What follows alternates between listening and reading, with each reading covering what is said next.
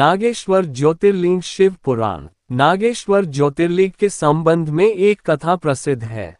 कथा के अनुसार एक धर्म कर्म में विश्वास करने वाला व्यापारी था। भगवान शिव में उसकी अनन्य भक्ति थी। व्यापारिक कार्यों में व्यस्त रहने के बाद भी वह जो समय बचता उसे आराधना, पूजन और ध्यान में लगाता था। उसकी इस भक्ति से एक दारुक नाम का राक्षस नाराज हो गया। राक्षस प्रवृत्ति का होने के कारण उससे भगवान शिव जरा भी अच्छे नहीं लगते थे। वह राक्षस सदा ही अवसर की तलाश में रहता था कि वह किस तरह व्यापारी की भक्ति में बाधा पहुंचा सके। एक बार वह व्यापारी नौक से कहीं व्यापारिक कार्य से जा रहा था। उस राक्षस ने ये देख लिया और उसने अवसर पाकर नौक पर आक्रमण कर दिया और नौक के यात्रियों को राजधानी में ले जाकर कैद कर लिया। कैद में भी व्यापारी नित्यक्रम से भगवान शिव की पूजा में लगा रहता था।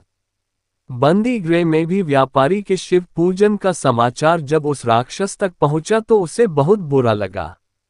वह क्रोध भाव में व्यापारी के पास कारागार में पहुंचा। व्यापारी उस समय पूजा और ध्यान में मग्न था। राक्षस ने उस पर उसी मुद्रा में क्रोध करना प्रारंभ कर दिया। राक्षस के क्रोध का कोई प्रभाव जब व्यापारी पर नहीं हुआ तो राक्षस ने अपने अनुचरों से कहा कि वे व्यापारी को मार डालें। यह आदेश भी व्यापारी को विचलित न कर सके।